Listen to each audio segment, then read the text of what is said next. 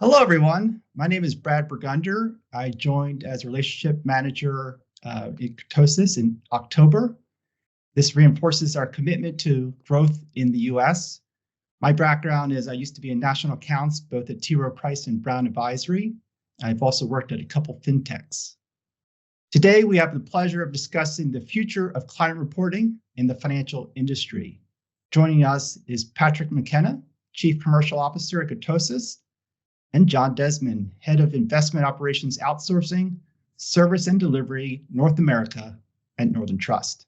John oversees the delivery of outsourced middle office services for sophisticated investment management firms worldwide and plays a key role on the Global Fund Services leadership team at Northern Trust. Thank you, Brad. It's a pleasure to be here. And Patrick oversees the commercial activities at Kurtosys. For the last 10 years, he's built out the Kurtosys cloud platform and is a big proponent of modernization of the IM tech stack by the cloud. Pat, let's dive right in and chat about the upcoming workshop on the future of client reporting at InvestOps on March in Orlando. Could you give us a brief overview of what we hope to get out of the workshop? Yeah, thanks, Brad. So I think we are very much looking forward to the event, as we always do. These roundtables give us a great opportunity to connect with other like minds in the industry, particularly those who are focused on trying to improve the experience for investors. Of course, being a technology firm, the use of technology in that axis is incredibly important to us. But understanding the pain points and the evolving demands of the end client is incredibly important. So we hope to connect with, of course, managers and teams of client reporting organizations from the investment management industry. And of course, we're going to be joined by John as well, and he'll be bringing his insights there too. Great. That's a great starting point. John, from your experience and your industry best practices, what are the challenges and opportunities in implementing a client-centric approach? Certainly, Brad. One of the key challenges is the need for a cultural shift within the financial organization itself, right? Adopting a client-centric mindset usually requires a change in the way that teams operate and perceive their roles. They need to be able to see the world from the client's perspective in order to provide the best possible experience for the client. Additionally, technology plays a pivotal role in enhancing and delivering the client experience, and firms need to leverage innovative solutions to streamline processes and deliver personalized services efficiently, right? Firms need to be able to walk that talk. On the flip side, the opportunities of doing this are immense. Firms that successfully embrace technology to help deliver a client-centric approach will see improved client satisfaction and business growth, allowing them to build stronger client relationships, and that will help them with client retention, which will lead to increased referrals, repeat business, and a positive brand image. We've seen more managers looking to change their reporting technology in the last 6 months than in the previous 3 years. In conversation with prospects, the perfect storm of shrinking budgets, static headcount, and ever-increasing demands, both regulatory and client-related, are conspiring to push investment managers to seek deeper efficiencies and scale. Pat, can you discuss the key challenges regarding the new normal in investment reporting? Yeah, I think it's absolutely as you describe it there. And I think we've seen this as a secular trend for quite a long time in the industry. So I think in the last few years, certainly sustainability related reporting has been a significant stressor in terms of data. So accessing that data, working out how to display it in a way that's compliant, that's been a big trend that our clients have been trying to address. I think as well, we're getting to the end of a technology cycle with the tools that managers are using for investor communications. Many of the solutions were chosen in the early 2000s or the latter half of that decade, and they just don't do the job well enough anymore. So we often hear stories of managers sat there waiting overnight for reports to run, coming in the morning and then realizing that data perhaps is incorrect. And then if you come up one level, the data tooling that's available to businesses nowadays is just so much better than it was perhaps 10 to 15 years ago. So we have tools like Snowflake now where we can connect in directly to a cloud and pull data into a solution without the need for all of the ETL apparatus that we might have done to move data around. So the tooling that is available is much better, but the challenges are of course greater. So I think that creates even greater pressure on the managers to innovate because they know that they could be doing better, and of course their peers are in some of those circumstances. As an asset servicer with broad view of reporting across many asset managers, how can investment firms address the growing demand for transparency in reporting? It's a great question, Brad. Thanks for asking. In my opinion, to address the growing demand for transparency in reporting, investment firms need to leverage technology to be able to provide real-time and customizable reporting solutions, right? The days of PowerPoint, Word, and Excel to create end client reports is past. You can't have a client-centric lens if you're using those tools. But you know what? Technology alone is never really the only silver bullet. To be successful here, organizations need to prioritize their intent to transform and to innovate. And in doing such, they also need to focus on a few other things. One is having a strategic talent management plan where you're upskilling and training the talent that will be delivering this client-centric reporting approach. And the other thing you need is a really adept change management process, right, to meet the evolving needs of clients. And again, doing this will allow you to create that client-centric organizational lens that will allow you to succeed. Thanks, John. Pat, what role does data analytics play in investment reporting, in your opinion? It's a very broad topic. So I would say if you look at the amount of content that a typical investment manager produces, not just for the end client after investment, so a typical client report, I'm talking about the marketing material, the sales support material, regulatory material as well, of course, that we have to produce. There's a lot of cost sunk into that. And I think for most managers, if you ask them how much of it is used, they may well not know. And so I think data analytics in terms of understanding the journey and the life cycle of that content and where it's being used is incredibly important because it contributes a high degree of cost to the business. So certainly we offer tools in our platform that allow you to understand how that content is being used within your end client, through your website, through your portals as well, so that you can really get a sense of that. So I think that's an important driver there, certainly as we're looking to create efficiencies within the business. I think understanding where bottlenecks are as well in your production process is also a good opportunity to look at. So we've had a lot of success with our clients analyzing how long certain elements of their production cycles take. So within our system, you can actually go in, you can look at dashboards and understand how long it takes to move from step A to step B within your production processes, and really being able to drill in and say, actually, we know here from our analytics that a certain set of products or strategies are where we actually get bottled up in a bottleneck during our production runs. So I think there's opportunities there. And then more broadly, of course, this is an industry that lives on data and derivatives of all of the performance, holdings and allocation information, which of course has been really stressed by the advent of sustainability related information. So I think in terms of being able to do more with that data, we're certainly seeing a lot more need in the industry. Let's focus on the relevance of technology in enhancing the client experience. Can you elaborate on how technology is being leveraged to enhance the accuracy and availability of data insights for the clients?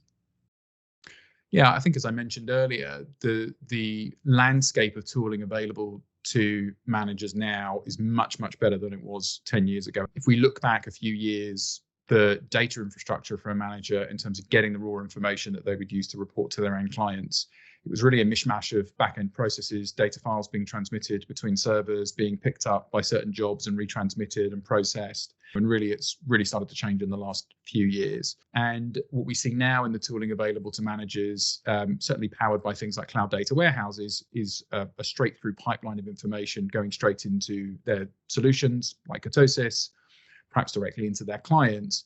So, of course, we're starting to see participants in the industry start to provide cloud data warehouses. I think is a really important development in the space, because time was your data had to move from your custodian or your fund administrator to you, go through an enrichment process. And so removing a lot of that complexity means that the data and insights arrive much more quickly, and of course allows for a greater degree of accuracy along with that. We will start to see much more adoption of that in the next couple of years. Connecting firms in the industry, fund administrators, custodians, is a really, really important development. And I think that will have a big impact on the end client experience. We at Kurtosys are quite excited about the opportunities for using generative AI, because I think a lot of what we do in communicating investment information to our clients is about interpreting the data, and the tooling looks quite good for that. One of the trends that we see versus probably 4 or 5 years ago is that more and more managers are trying to digitize the client reporting that they provide to their investors.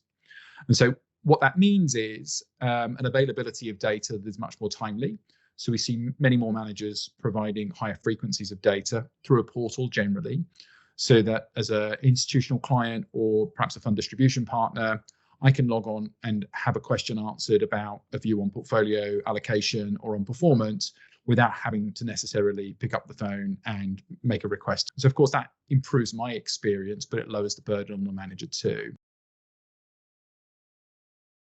Also, investment managers are struggling to keep up with the volumes of customized client reports that they require on a monthly and quarterly basis. What are the key steps involved in effective client report customization, Pat? Yeah, I mean, it certainly comes up as one of the greatest pain points for institutional reporting teams, because of course, to win a mandate from an institutional investor is incredibly important, and you will do whatever you can to make that happen.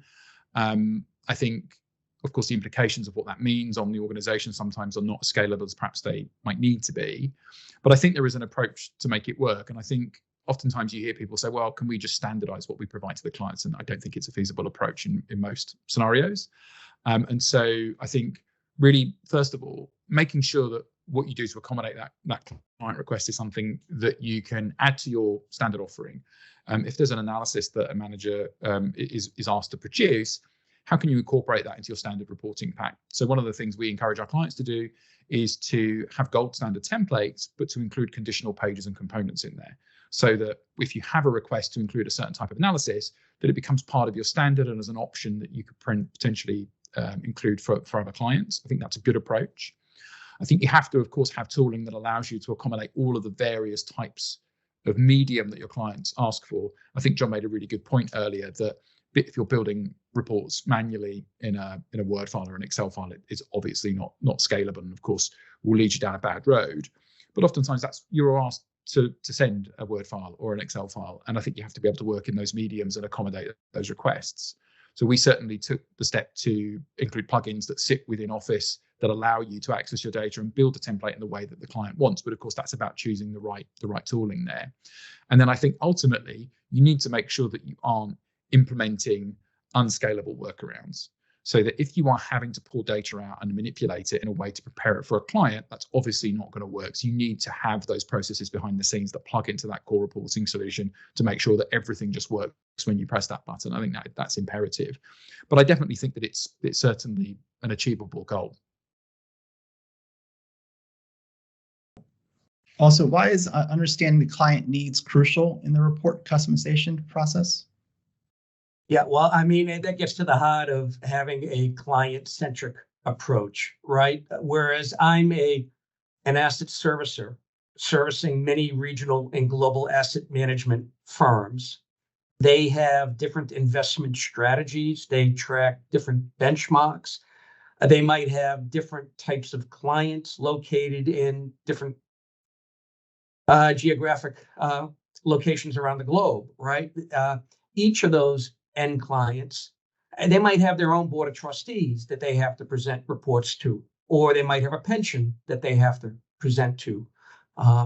And so, our clients need to tailor to their end client needs. And of course, I need to tailor to my client's needs. So understanding what my client needs to deliver to the end client allows me to do what Patrick suggested a few minutes ago, which is I could have a core set of report templates that meets 80 or 90% of my needs. But then I can create a series of customizable templates that I can pull into the reporting pack depending upon the needs of the end client. It's critical, quite frankly, if you really want to be client-centric, is to work with your client and their investment teams, right? Their client servicing teams supporting the portfolio managers to understand how it is, one, they wish to present their information, and two, how their clients wish to receive it. It's evident that technology is reshaping the landscape. Pat, how do you see the future of client reporting evolving, and what advice would you offer to investment managers looking to adopt or enhance their client-centric strategies?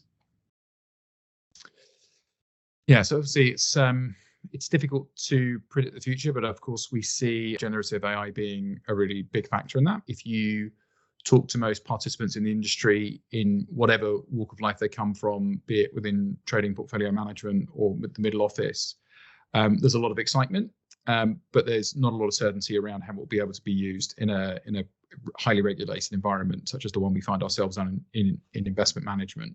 So I think that we will see generative AI manifest itself in all of the systems that we use pretty soon. So if you consider all of the elements that go into defining and assembling reports, for instance, authoring commentaries, you can go and have commentary generated for you. You're going to find that they form part of your core client reporting solutions pretty soon. Translation are obviously other topics around that. Creating reports, we've done some proofs of concepts already, being able to train the language model on how to build charts in our system and to be able to generate those, to have the user be able to go in and ask for a legend to be added and various other elements. Not something we've productionized yet, but it works quite well. So I think in terms of enabling the practitioners to do more with less, I see a lot of opportunities to create a much more efficient way of working when accommodating perhaps a customization request from a client. Certainly within the validation of data, being able to simply go into a system and say, hey, would you be able to set me up a rule that checks back the performance of all of my funds, to look back over the history of the fund, and then to alert if the return is one standard deviation or more outside of the prior returns. Now, to go and write the code required to do that would be hard for even a good software engineer, but it is actually very easy for a language model to do, we have found. And so we find in the areas of data validation opportunities there too.